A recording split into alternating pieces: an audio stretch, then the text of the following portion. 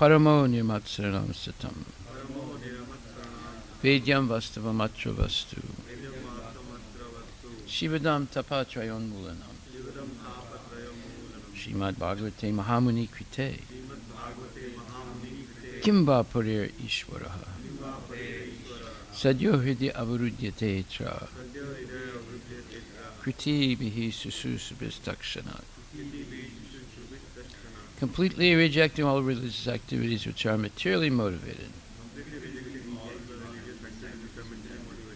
This Bhagavata Purana propounds the highest truth,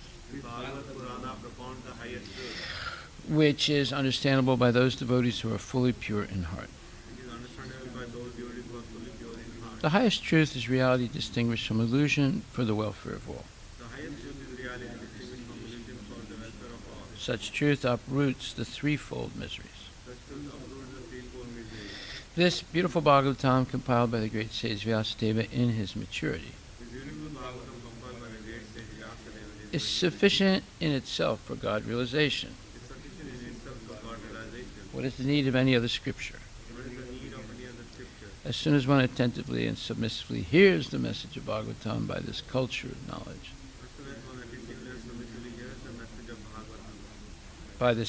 of knowledge, the Supreme Lord is established within his heart.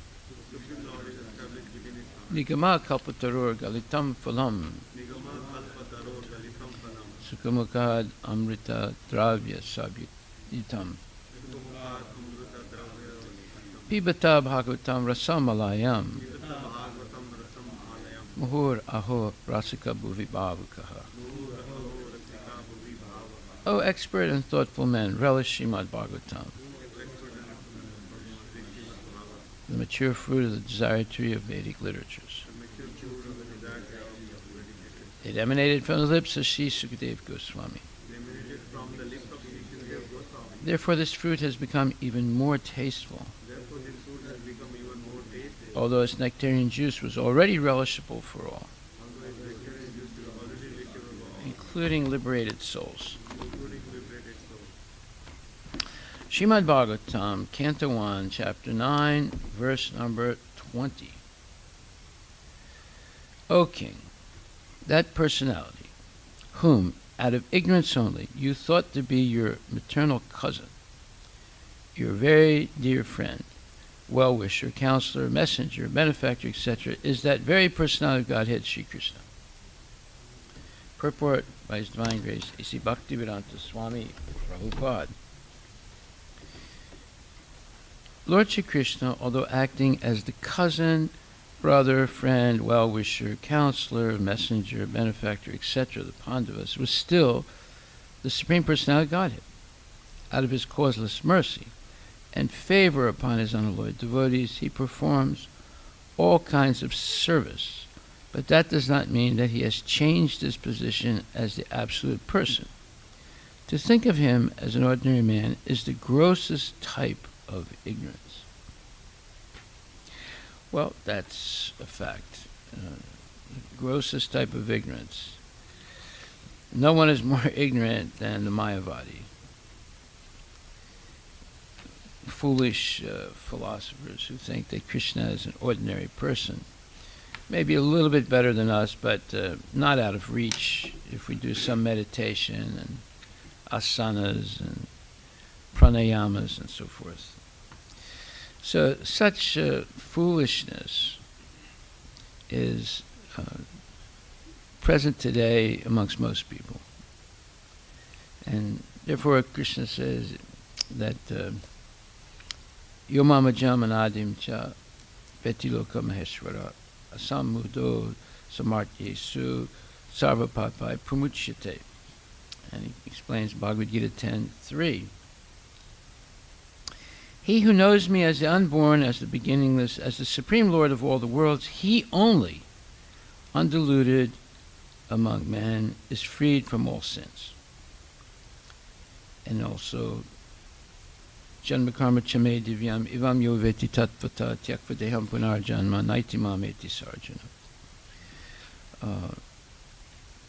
One who knows the transcendental nature of Krishna's appearance and activities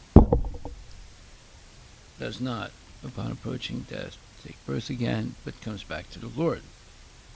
So knowledge of the Lord is absolutely necessary to have faith that by following Krishna consciousness, one will attain perfection in life. That is freedom from the cycle of birth and death and so forth. And then, of course, Krishna says, Vasudeva Bhagavati Bhakti Yoga Prayojitaha Jnanayat Yasavairagyan Jnanam Chayad Ahaitukam, that by rendering devotional service unto the personality of Godhead, Sri Krishna, one immediately develops knowledge and renunciation or detachment from the world. So, to actually believe that this is true, it's not enough to read books about Krishna, although that's good, but it's not enough. One must actually associate with people who have faith. And this is what most devotees have difficulty understanding.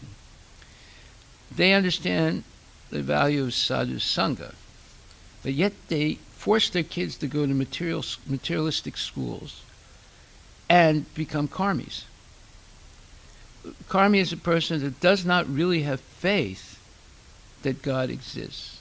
Therefore, they can't really surrender to the Lord. And this is something that's misunderstood by the parents.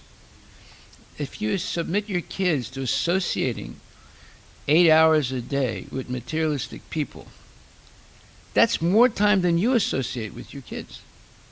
And therefore, don't be surprised if your kid does not develop the desire to be a devotee.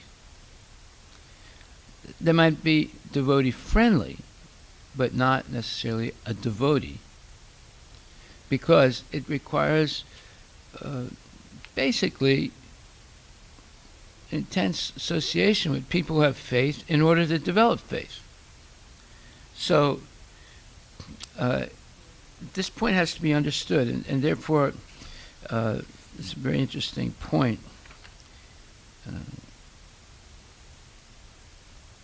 It says, Atakshi Krishna Nabadi Nabaved Gayam Indriyai Sevan Mukhehi Jivadu Swam Eva Spurat Yada. One cannot understand the Lord's holy name, pastimes, form, qualities, or entourage with one's blunt material senses. However, when the senses are purified by constant rendering of service, the spiritual truth of the pastimes of Radha and Krishna is revealed. So, associating with people of faith or sadhu sangha, engaging in devotional service, not thinking that you can understand things with logic and reason and using your material senses. Understanding that in spiritual life, knowledge is revealed to the degree we surrender to the Lord. So that's why I joined Krishna consciousness, because the devotees didn't tell me directly, but reading Bhagavad Gita with the devotees, little by little I understood that this is a different type of knowledge. It's not academic knowledge. It can only be learned through association with genuine devotees and engaging continually in devotional service. It cannot be understood simply by academic study. So this point is like essential. And then Prabhupada explains, he writes, but the transcendental process is described in Bhagavad Gita, chapter 4, to hear about Krishna from authorities. That is the actual Vedic process. So, tadvidi paripatena sevaya updekshami te jnanam jnaninas tattvadarshanaha. One must approach a spiritual master with submissiveness, asking important questions, and offering service. The spiritual master can reveal the truth to the disciple because he has seen the truth. Right? And how does he reveal? He reveals by explanations. It's the hearing the explanations from bona fide spiritual masters, Siksha and Diksha Guru, is better than reading. Reading, you'll get something. Hearing, on a regular basis, you'll understand. One thing is to understand, another thing is to have a general idea. When you understand a principle, just like in mathematics, when you understand a principle, you can solve a problem. When you have a general understanding, but don't really understand the principle, you won't be able to solve any problem. Okay. So, he says, but the transcendental process is discussed in Bhagavad Gita, chapter 4, to hear about Krishna from authorities. That is the actual Vedic process, and those who are actually in the Vedic line hear about Krishna from authority, and by repeated hearing about him, Krishna becomes dear. As we have several times discussed, Krishna is covered by his Yogamaya potency. He is not to be seen or revealed to anyone and everyone. Only by one to whom he reveals himself can he be seen. This is confirmed in the Vedic literature. For one who is a surrendered soul, the absolute truth can actually be understood. The transcendentalist, by continuous Krishna consciousness and by devotional service to Krishna, can have his spiritual eyes open and can see Krishna by revelation. Such a revelation is not possible even for the demigods. Therefore, it is difficult even for the demigods to understand Krishna, and the advanced demigods are always in hope of seeing Krishna in his two-handed form. The conclusion is that although to see the universal form of Krishna is very, very difficult and not possible for anyone and everyone, it is still more difficult to understand his personal form as Shamsundar. So you see, very few people will actually understand Krishna unless they follow the process. And the process is this regulated hearing from authorities. So we just heard from the top authority, Srila Prabhupada, right? So if we submit our kids to regulated hearing from nonsense people, don't expect them to understand anything. Theoretically they'll say, oh yeah, Krishna is God, I'm born into this religion, blah, blah, blah. But to have faith, he's actually the Supreme Personality of Godhead, and to put and to be determined to regularly hear from bona fide authorities, that won't happen. I guarantee you. It will not happen. You might hope it happens, but it won't happen because you're submitting them to associate with non-devotees too much. You have to take a pencil and paper and write down 24 hours and see how many hours your child is associating with non-devotees. And you'll see, by submitting them to public schools, they're associating more with non-devotees than they are with devotees, even though they're children of devotees. You can't count the time you're sleeping and they're sleeping. You have to count the time that you're consciously awake with them. So you can say, oh, I spend, at least 13, 14 hours with my kid every day. But 6 to 8 hours or 9 hours is sleeping. So it's only 4 hours, but yet they are associating 8 to 10 hours with karmis. So you can't expect that your kid's going to actually have faith that Krishna exists. He'll say, yeah, my God is Krishna. But that doesn't mean anything. Hindus also say, oh, we believe in God. And Christians also say we believe in God. But most of their time is spent with mundane people, materialistic people who are addicted to sex, eating meat, gambling, intoxication. So it's not going to work. What? You have to be involved in the education of your child. Not only that, but see, devotional service is the key. The child should engage in devotional service with you. See, then they'll be able to understand. Without devotional service, atakshi krishna nabhadi nabhavid graham indriya, one cannot understand the Lord's holy name pastimes, form, qualities, or entourage with one's blunt material senses. However, when the senses are purified by constant rendering of service, the spiritual truth of the pastimes of Radha and Krishna is revealed. There it is. What? By constant rendering of service. The parents have to engage with their children, not only in hearing Bhagavad Gita and Srimad Bhagavatam, but actually engaging in constant devotional service. Then, because this is not academic knowledge, it's revealed. And it's revealed to the degree that we surrender to the Lord. So if you surrender to public schools, they're not going to understand anything. They'll just have general idea. Yeah, well, our religion is Krishna consciousness. But that doesn't mean anything. You know, it's just like the Christian who's eating meat, engaging in illicit sex and gambling and all that, and say, my religion is Christianity. That doesn't mean anything. My religion is. It doesn't have any meaning at all. What means something is I am engaged actively in devotional service and in hearing and chanting. Then something comes out of that. There's a positive result from that. Okay, so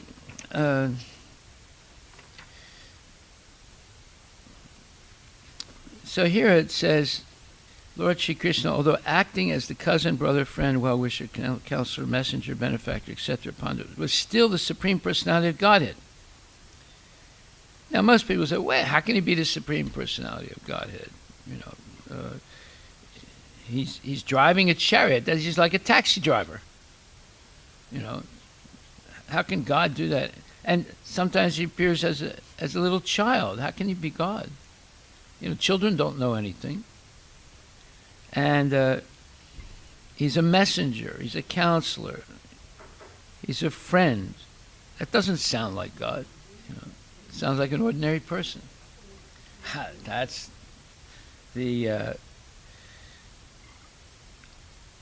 what happens when people use logic and reason and observation with their imperfect senses and imperfect mind. They come to the wrong conclusion. Out of his causeless mercy and favor upon his unalloyed devotees, he performs all kinds of service, but that does not mean that he has changed his position as the absolute person. To think of him as an ordinary man is the grossest type of ignorance. So when you read Amar Chitrakar comics to try and understand God, you end up not taking it seriously because it's a comic book. I know. We also have Bhagavatam in our library. Which one are you reading? The comics or the Bhagavatam? Okay. So it's just like when you sugarcoat a medicine. If you don't sugarcoat the medicine is bitter. If you sugarcoat it, people are fooled. They think it tastes good. And at first, the first thing they taste is the sugar. And then later, the bitterness. But by that time, they already swallowed it. So that's why there's comic books there. At least they're reading something that has some slight connection to Krishna. It might not be perfectly correct, but at least it's pointing in the direction. Okay, so that's our Srimad Bhagavatam for today. Hari Bol. Glories to Srila Prabhupada Ki Jai. This is a very good book. It's going to come out very soon. Flaws in Modern Hinduism. There will be different books? Yeah, of course. I've written so many things. But I was thinking that you're going to consolidate all the books into a big book. Yeah, and no one will ever read it. It's too big. How much do you read every day? I read as in few pages. Yeah, so, no. How we can make a part 1, 2, 3 also? People have little time.